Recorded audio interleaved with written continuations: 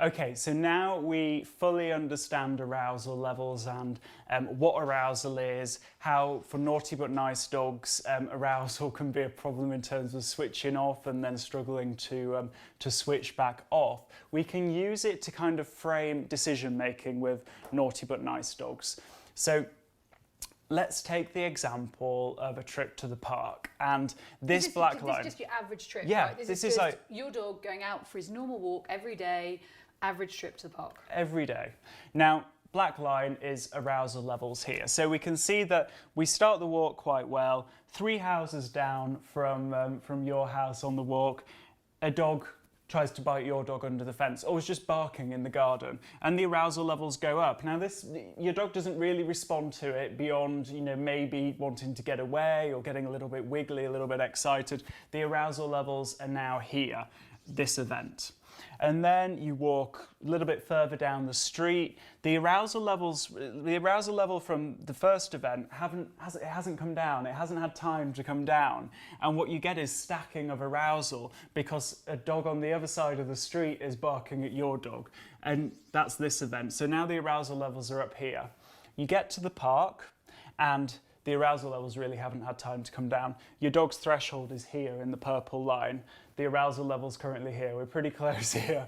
And what happens is event number 3. Now, event this number... could be really minor. It could be so minor now because all we need is to top up arousal to there, and we've got an over-threshold dog, a dog that is going to react. How does this dog look a minute, Tom? Like, how does it appear? It might be that the dog is kind of snatching at food. It might be that they're a little bit tense. It might be that they're hypervigilant at this level of arousal. And then all it takes is for a dog to say, I don't know, another dog in the park is looking a bit ambiguous, going back to that optimism, pessimism thing here, guys.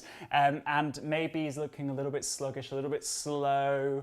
Maybe it's a dog that's got a limp in the park. That's a common one that people don't pick up. And all of a sudden, arousal levels have been topped up because of an ambiguous or novel situation. Your dog is over threshold, and what do we get here? We get reactivity. So you get a reactivity episode.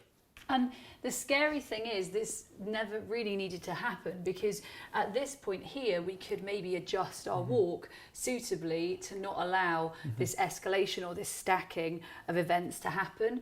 But ultimately, as soon as we've come up to this point, it doesn't take a lot really to throw our dogs into this reactivity episode. And the other side to this is that we could think to ourselves, okay, so that dog that lives at number 5 always barks at my dog as we walk past the garden every time we go for a walk. So I could cut this out completely. This could go by changing the route that I walk. Now, you're all asking this. I can hear you. How do we get them to come down quicker? Well, that's part of that off switch. It's part of that light switch that we talked about. It's an inherent part of that personality that we can develop, so we can develop their inherent off switch. And actually, I know many of you are also asking, how long does it actually take once they've had this episode in the park? How long does it take to just get them back down to here where they were before they even left the house this morning? Now, this is big information. This is huge learning.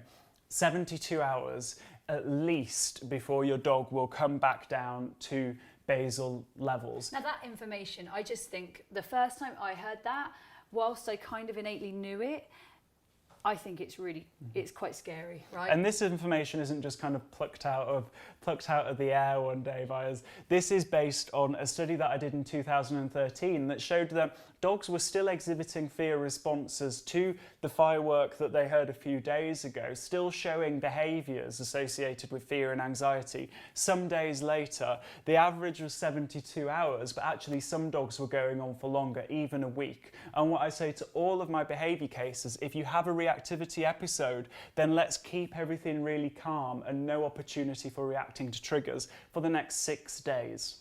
Now, here's the big information for those of you that do things like myself, sports and other sort of events like that. Sometimes I might be at an event for 10 days. Yeah, it's between, I don't know, 3 and 10 days, some of the bigger events. Now, remember that if your dog's had one of these episodes, actually, sometimes it might be the best decision to say no more competing right now, or actually, this has put them up here and it's going to take them a little bit of time. So at least being understanding that they're in a place where it might be difficult for them, rather than pushing them further. And the important information in that, guys, is that whether it's positive or negative arousal, positive or negative stress, it still contributes to this. So whether your dog's in happy land or in sad land, they're still going to get the same increases. So this one here might be your first agility run of the day. This one here might be a dog barking from the back of a vehicle around the agility trial. And then this one here could be your third agility run, where your dog's just running around doing their own course, flying around. Like those things, Tom makes a great valid point there, that the agility run we don't see necessarily as something that's going to do this, but all we're talking about is the increase in arousal. So it absolutely can bring it up to the level that sometimes we don't want it at.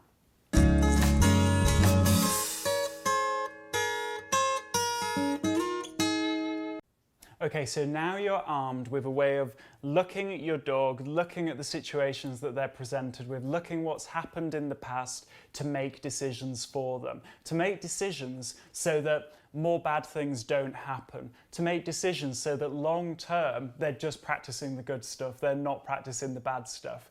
Now, what's really important with Naughty But Nice dogs is often we have a lot of things to work on at once, and what we need is a management framework in which to kind of live harmoniously with them, make it so that they're not practicing bad behaviours, and so that we can really focus all our energies, all that pot of value on the good stuff. Now, our first area of sort of our management framework would be muzzle training. Now, I hear you guys say, I don't need a muzzle. My dog never needed to wear a muzzle. This isn't really about the muzzle. It's about a bigger concept than the muzzle. We want to remove the stigma of the muzzle first off. You know what? Whether your dog ever needs a muzzle or not, it's no biggie. Like, it's not a big deal. Yeah. But at the same time, what we're trying to do here is actually generally build our dog's optimism and how they actually respond to novelty. So actually, when you watch our short clip, you're going to see just how optimistic our dog is about having sort of being faced with an object where they've got to put their head into it. I mean that's big, right? That you need to be massively optimistic to put your head inside something that your owner's showing you. It means that you cut off your senses, you cut off your eyes, you cut off your ears, and you're really putting yourself in a vulnerable position if you're not an optimist. So this massively builds optimism, that aspect of personality type that is oh so important to Naughty But Nice dogs. The second point is that sure, our dogs don't need a muzzle now and they've never been presented with a situation where they need to wear a muzzle, but how great would it be that when that situation comes along, when maybe they're not feeling so great, maybe they're feeling ill themselves, that the muzzle is the least of their worries. They just do it as an awesome trick that mum enjoys training. And I mean, you never know quite when you're presented with a need for some behaviours. I was in another country and dogs actually have to wear muzzles on certain forms of public transport. We never knew about that. Either way, whether it's about sort of the higher concept of dog training or whether it's about the actual need of wearing a muzzle, it's a great concept to teach. Definitely. So we train our muzzle training using a cone, guys. So get your cone ready and we're going to show you exactly how to train it right now. Okay then, so now we're going to show you some muzzle training, and we do that using a cone, and this is the green cone that we're going to use. Nothing special about this cone, just a usual standard cone from a kid's toy shop or wherever you can find a cone from. And the reason why we're using the cone is because it has no prior association with our dogs. They've never had to wear a cone on their nose unless you've trained this before. And really it's just a great starting block so that you know what, if something goes wrong at this stage of the training, then really we've still not ruined our muzzle. We've still not ruined our muzzle training. That's really cool and something we should always think about in dog training.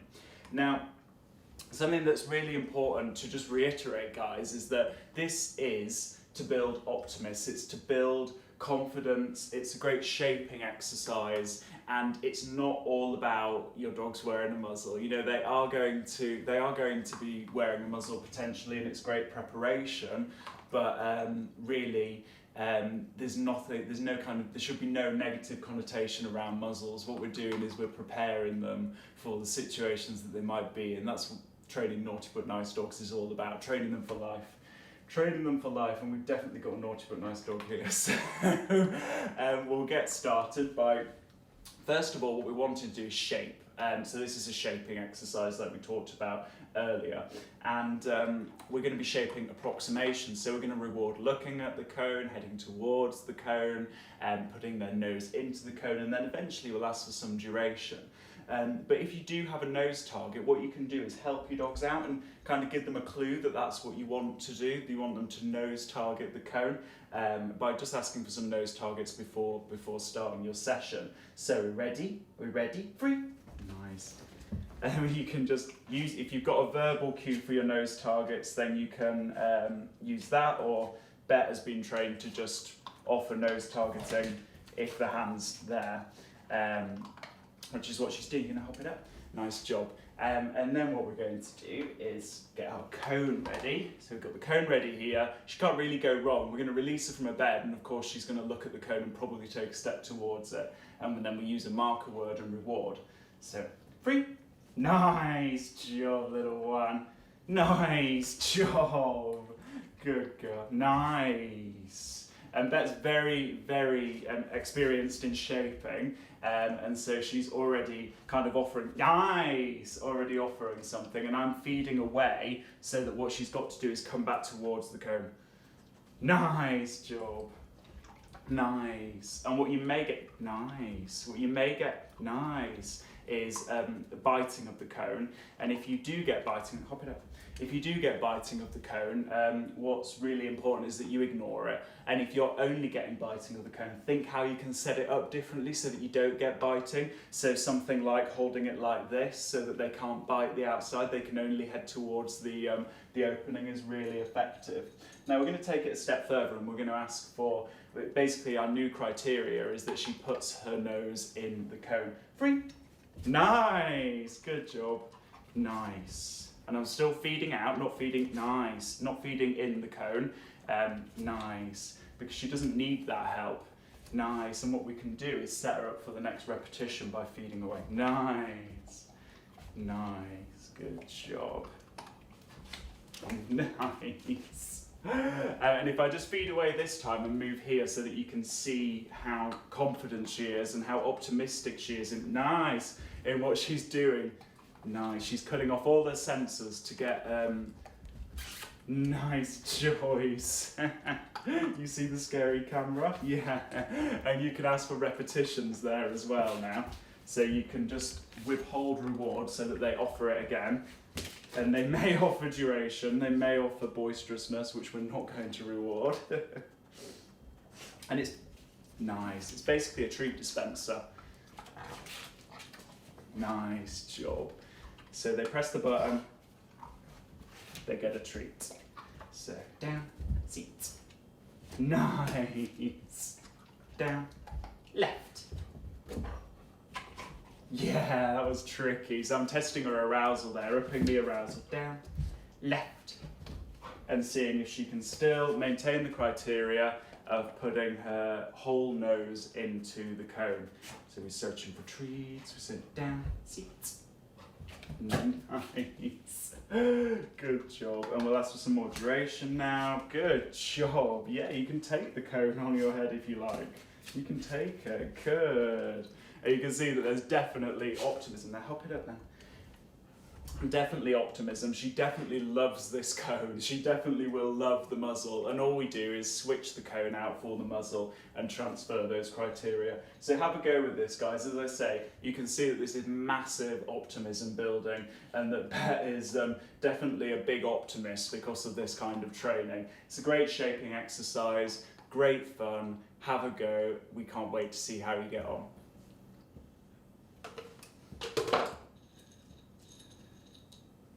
Free. Yeah. Yeah.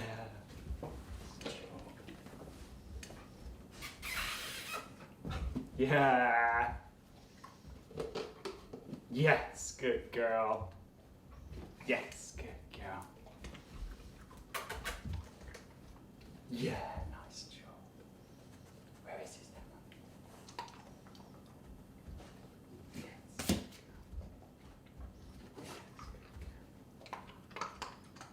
Yeah, good girl. Yeah, good girl. Yeah, nice job. Yeah, nice job.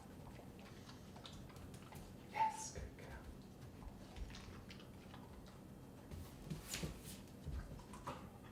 Yeah. Yeah. Yeah, good girl.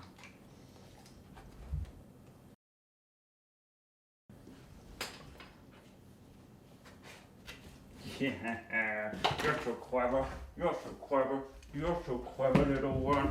You're so clever. Okay, so the second aspect of the management framework is the boundary games. Now, what boundary games are is basically telling your dog that we want you to go to this area on cue, whether that's a mat, a crate, a raised bed, a dog bed, and then we want them to stay in that area, be calm, and stay there until they hear their release cue when they come off. Sounds awesome and simple, right? Well, actually, it is. It's really awesome as behaviour, and it is pretty simple. And the best bit about it is actually your dogs start to find boundaries in everyday life because they actually enjoy having the framework of a boundary. Now, here in this short clip, what you're going to see is exactly how we teach the boundary games, but also just some of the many benefits that boundary games have.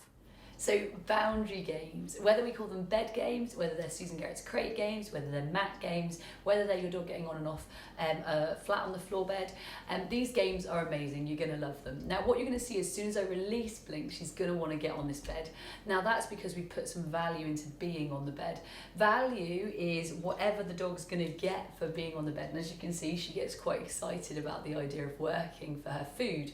That's called contra freeloading. That's a dog who enjoys working for their food more than they would enjoy just getting it in a bowl. Dogs actually actively enjoy working for their food. Break. Nice. So as you can see, she goes past her food bowl to get on the bed. We give her games like, can she make a good decision and a good choice to stay on the bed? If I release her off the bed, break. What is her first decision to do again? Does she want to get immediately back on the bed? Break. And I'm not gonna, nice, good girl. Break. Nice, good girl. You can see where the value is. If I move away, does she stay on the bed? If I get up, does she stay on the bed? Yeah, and what you're looking for all the time is the dog actively wanting to find good value on the bed? So things like dropping food, making good decisions, being able to pull them off that bed, and always putting in good value for being on the bed. So as you see with Blink, she absolutely loves the bed, but that started, like you'll see with Fiji in the DVD, through shaping. So initially 1 foot on the bed, 2 feet on the bed, 3 feet on the bed, 4 feet on the bed, and then you start to look for a duration behaviour like a down. Now the down's a great behaviour because eventually you can get some relaxation from it. I do different styles of feeding as well. If I want to feed for calmness, I feed on the bed. If I want to get some more action, I do a little bit of on and off the bed. If I want to sort of get them moving a little bit more, I'll ask for behaviours on the bed and get them sort of spinning or ready, I know. So just asking for some more movement. It depends on what I'm looking for on the bed, but with Blink, her default has now become a down on the bed because actually that's the behaviour that is going to be the most useful in the long term for me on the bed. You need to work it for you though.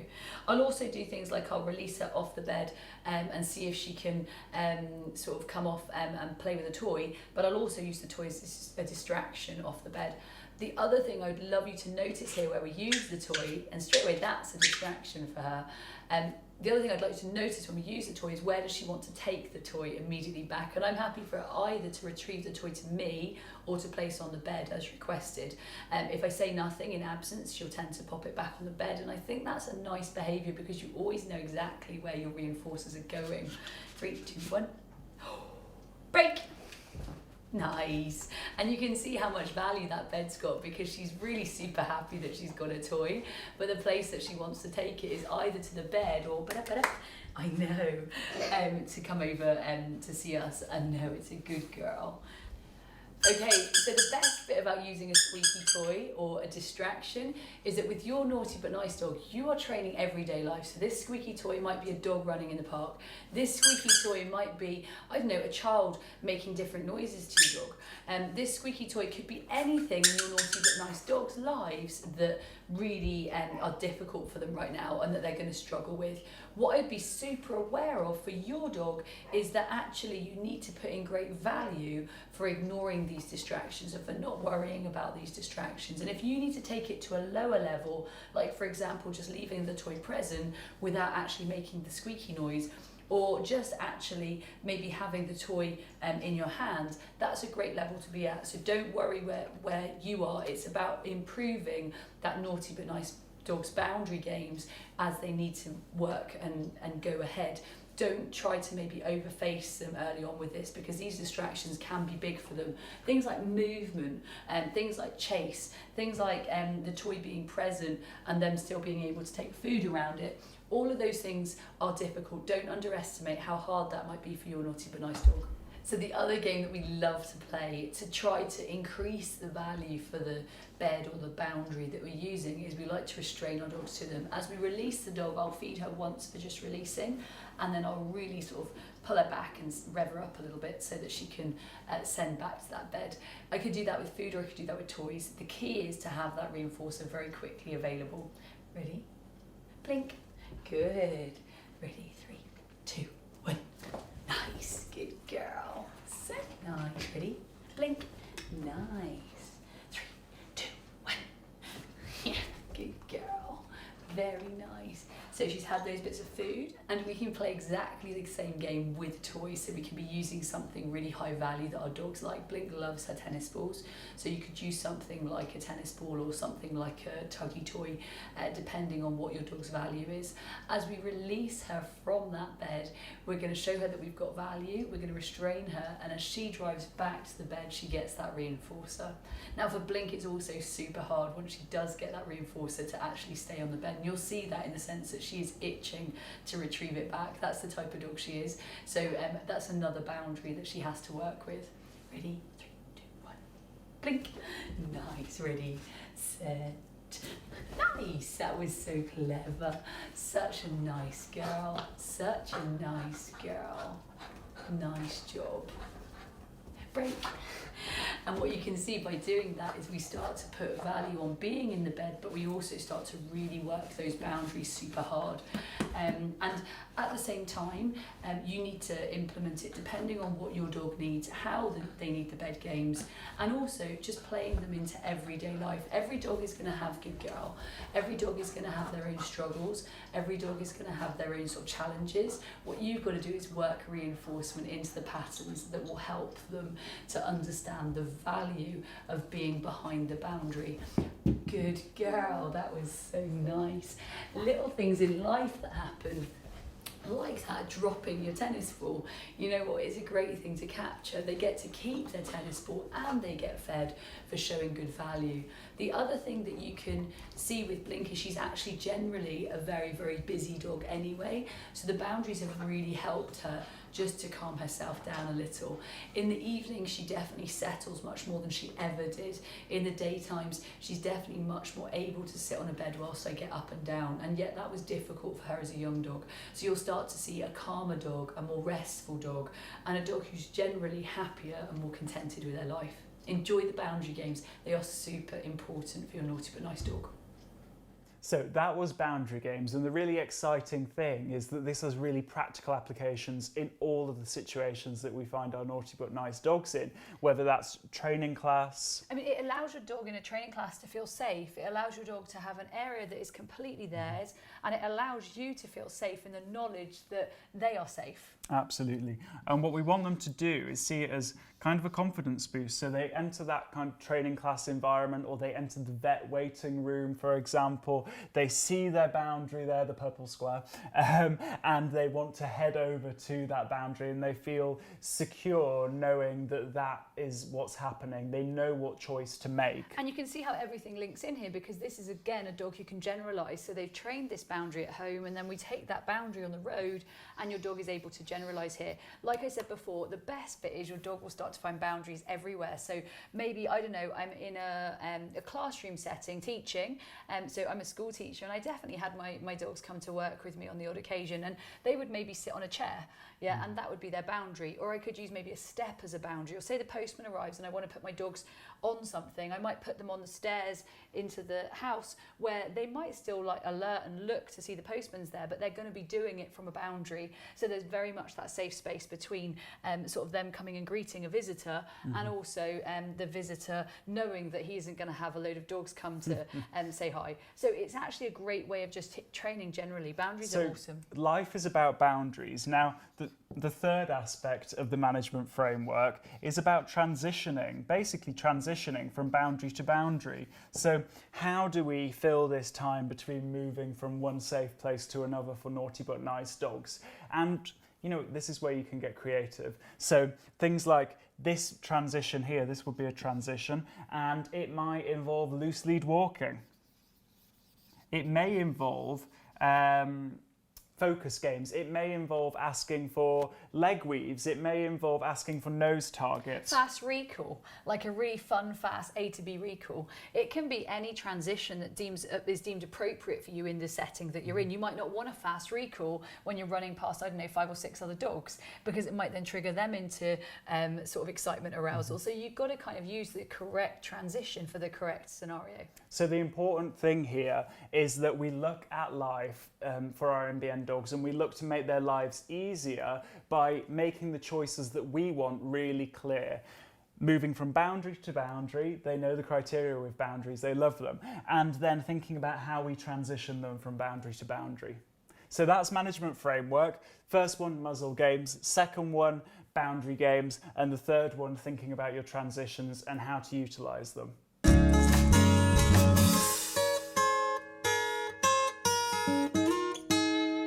So the biggest transition, the most common transition, the transition that we see everybody using all the time is lead walking. Now, lead walking seems really simple, but actually there are some important points that we need to really think about in relation to the arousal levels, the effects on the arousal levels that it has on our dogs. So the first one is speed. Do you want to talk a little bit about speed? Yeah, I mean, you've got to look in certain scenarios that speed can be, I mean, for some dogs, speed can be arousal increasing, but also speed can be inappropriate for certain scenarios, right? Absolutely. So you've got to look at a correct speed for your loose lead walking dependent on the scenario that you're in. So really great exercise to do. Put your dog on a lead. Walk really quickly, see the resulting behaviour. Walk really slowly and see the resulting behaviour. Interestingly, most of my dogs find walking very, very slowly much harder in focus than walking super fast, because super fast keeps the pace up to the point that the arousal and the engagement is all much easier. Walking super slow is certainly hard, but remember, for different environments, that actually slow walking and fast walking might be more or less appropriate for different scenarios. Exactly. Second point, direction changes. Now again, this can go either way depending on your dog and their personality. Lots of quick direction changes for some dogs will up their arousal and make them crazy. For other dogs, it will keep them focused, it will keep them precise, it will keep them in tune with you. And actually, sometimes just for our naughty but nice dogs, we need the direction changes to be calm enough to actually diffuse a situation, or to maybe try to sort of get around a situation without maybe escalating arousal. So direction changes don't always need to be arousal building. Direction changes might just need to be suitable for that lead walk, to actually put our dogs into a place where they're not going to maybe meet something that is inappropriate for that head that day. And the final point in terms of manipulating that transition of lead walking is rate of reinforcement. So when rewarding your dogs choice to maintain a loose lead, which is how you train loose lead walking, is rewarding that choice to keep the lead loose. It's in the name. In choosing your rate, that affects the arousal levels of your dog. So sometimes if you have a really fast rate, that actually keeps them focused, keeps them in tune with you. But what it can do is really increase their arousal and make them quite frantic, whereas a slow rate of reinforcement will lower those arousal levels. And remember, even within rate of reinforcement, a lot of these naughty but nice dogs, they're certainly dogs that find their environmental reinforcers. So actually, when you're out and about, actually environmental reinforcers might just be continuing to walk forwards. But remember not to give up every scenario from day one. So if you've got a naughty but nice dog that maybe struggles in environments where, I don't know, there's birds, for example, then maybe you need to look at the rate of reinforcement in the sense that you might not put them in the bird scenarios from day one. So rate of reinforcement, yes, like Tom said, can be the food that you're delivering, but can also be the rate of reinforcement of actually the outside scenarios that you're going to be meeting up with as reinforcers. Exactly. Now, that is decision making and a management framework so that we can more effectively and more harmoniously live with our naughty but nice dogs. The next component that we need to speak about is, of course, developing calmness, because what calmness does is makes life easier. It makes everything happen really in a way that it just flows. It's so much nicer for your dog, it's so much nicer for you, and it's so much nicer for all the people that you're going to work around.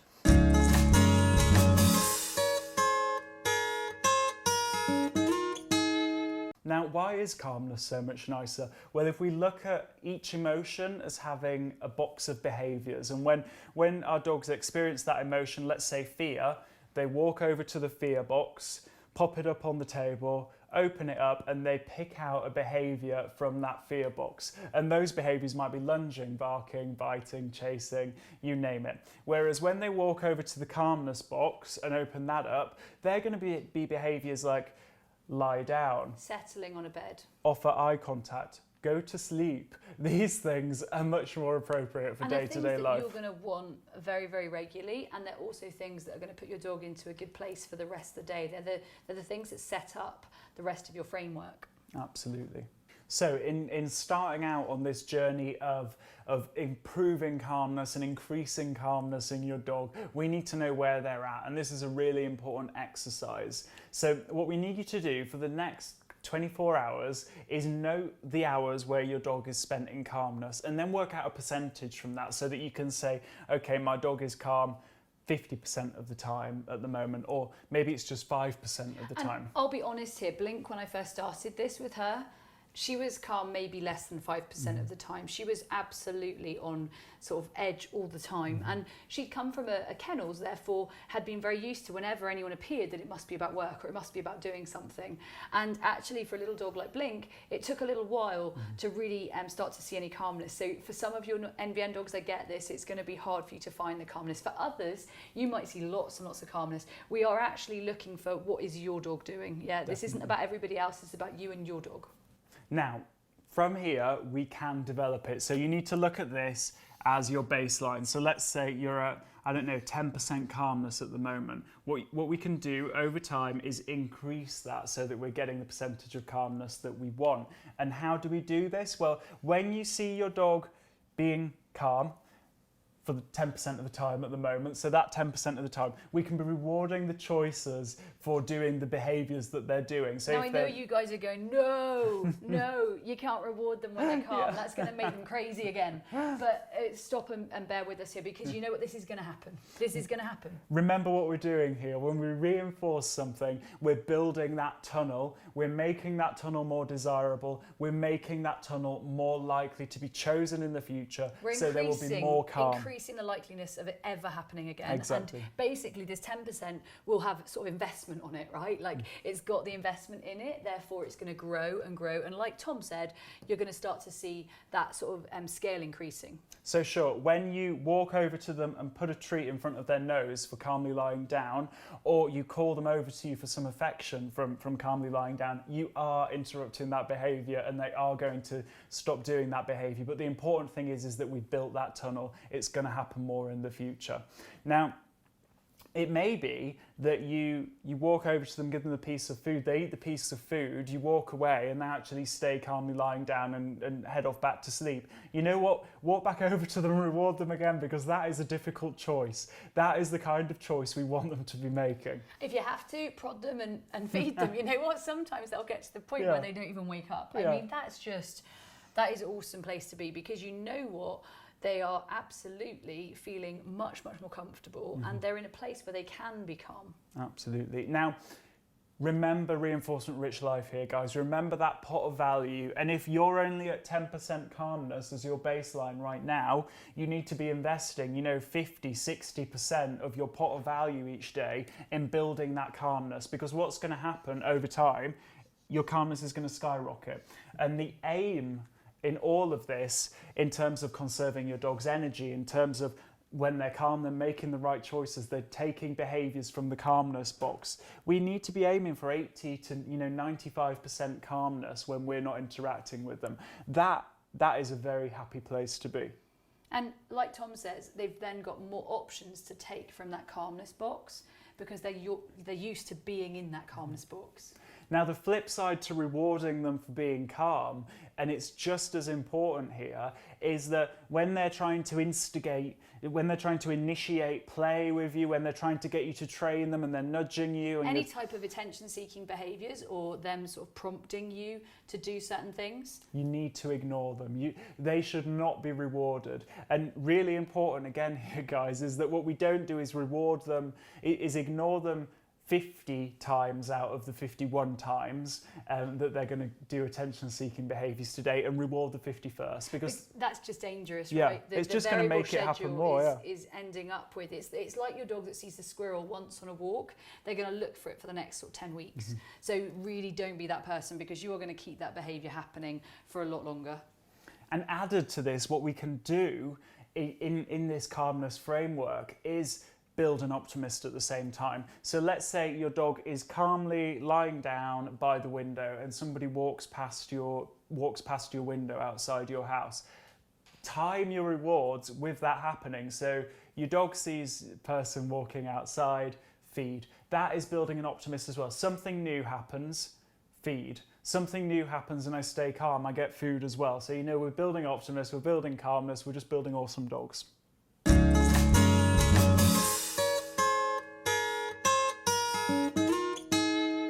So that is developing calmness for naughty but nice dogs, so important.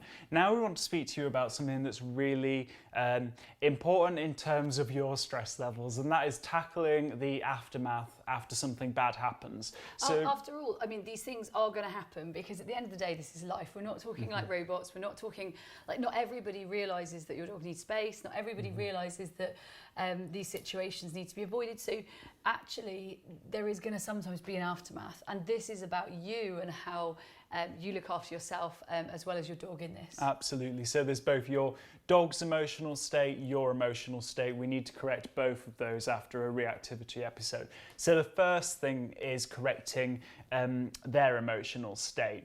Now, this isn't going to be a quick process, so it's not going to be a case of flick a switch and they immediately go back to being happy, calm beings, because they've just had something really, really scary. But the first point is that we need to get them out of the mess. We need to get them out of that situation. We've called it A to B before. Literally, we're here, we need to get there, let's get out.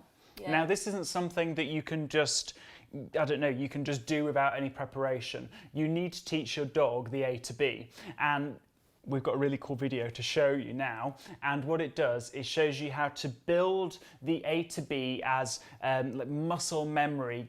Your dog knows exactly what to do when this situation happens, so that you don't get increases in their stress levels and your stress levels. The best bit is you actually have a strategy. So this, what we've named as A to B, you know what, you know to do it. And so actually it's very comforting knowing that you have something to do in the face of something difficult. So you don't feel frustrated, you don't feel worried, you don't feel anxious. In fact, it even gets to the point where you can sometimes just laugh at the situation and just go, seriously, come on. Let's get out of here. Let's get out of here. Super. So teach this at home first before taking it on the road. We're going to show you how to do that now, and here is the video. So guys, we're going to do a little demonstration now of the A to B. Now bear in mind that this is something that you practice in your living room. It's not something that you start in a wet, windy, miserable field. Don't start it there. Summit's already practiced in the living room. We're going to show you how the A to B works now. Now first off, you need some kind of reward. Your dog's food, your dog's daily food ration. You need a harness and you need a double-ended lead. So you can do this with your dog's collar. We find much better results with the fleece harnesses with a double-ended fleece lead. Much nicer on your hands, much nicer on the dog. Now in terms of the purpose of the A to B, it's to get out of situations, remember. And what we're going to do is, let's say we see a horse over there, we need to get out of the way. We're going to A to B. Now the mechanics here, we're going to slide our hand down, we're going to have our food ready in this hand. We're going to slide our hand down the lead and head off that way. Let's go. Nice. And you notice that I did have a word there. I did say let's go, and it's up to you as to whether you want to add in that word, that verbal encouragement. But the key is sliding the hand down the lead. Slide hand down the lead, let's go. Nice. I had a lot to say in a short space of time. So we're gonna get more food. Let's go, mister. Okay then, we're gonna slide hand down lead. Let's go. And you can see that Summit's actually already predicting what's gonna happen because we practiced this at home. So back to my side, slide hand down lead, let's go. Nice. And this is just such a clean way of getting your dog away from something, getting your dog out of a situation, and it's key for the DMT that we're going to talk about real soon. So that's slide hand down lead, let's go. Nice. Super, super key for the DMT. So practice this at home. When you practice it at home, take it to a different situation, whether that be your back garden, whether that be a different room in your house. Then take it to more exciting environments. Take it to environments where distractions are actually happening. Take it to environments where you're proofing this muscle memory that we're creating in repeating this, rewarding, developing it. They feel your hand go down the lead, they're heading off the other direction. So let's show you one more time, and then we're going to show you in a more distracting environment. Slide hand down, and we're going. You can add in speed, you can not add in speed, entirely up to you. The key is the direction change. The key is the direction change, knowing what you want, getting the mechanics right. Practice this in the mirror before you even include your dog, and we're off. And you can see he's already predicting, he's already ready to go, he's already about to get going. So have a go at this at home, take it to new environments. We're going to show you in a more distracting environment now how this could work, and have fun with it, because it's going to be so, so valuable when your dog is reacting to something over there and you need to get going. Nice job, mister, nice job.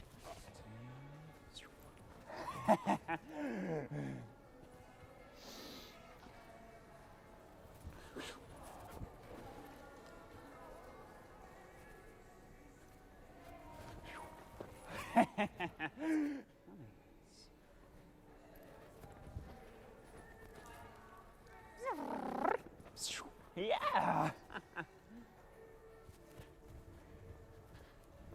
Yeah. Seats. Nice. So now to correct that emotional state, now that we've got them out of the situation, we can actually do something about it. Whenever they're in that situation, we're just not going to be able to.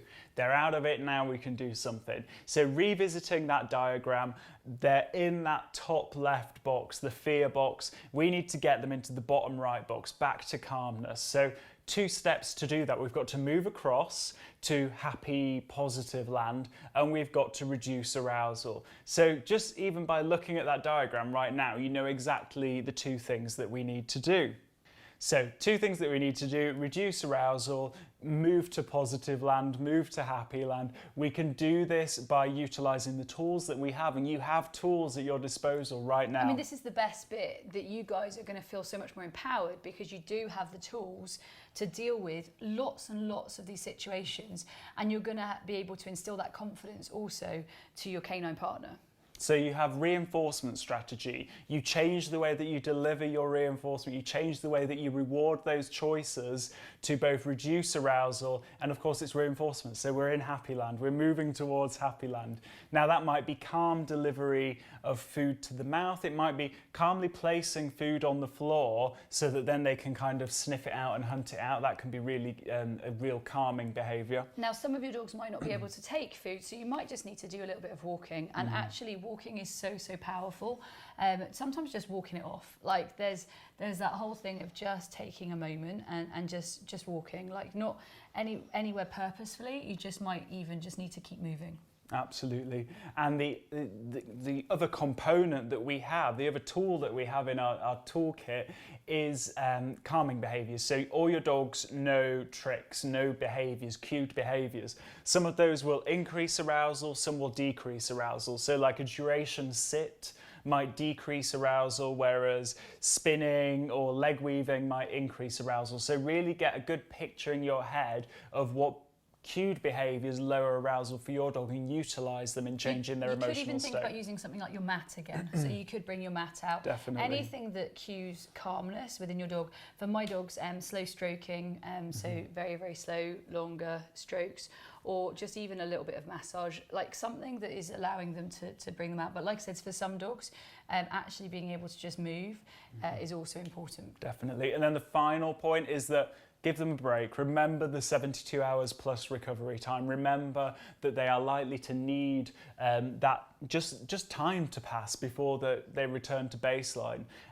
So that is something that we should not miss. And you can't rush that, right? Like you just need to give them that time.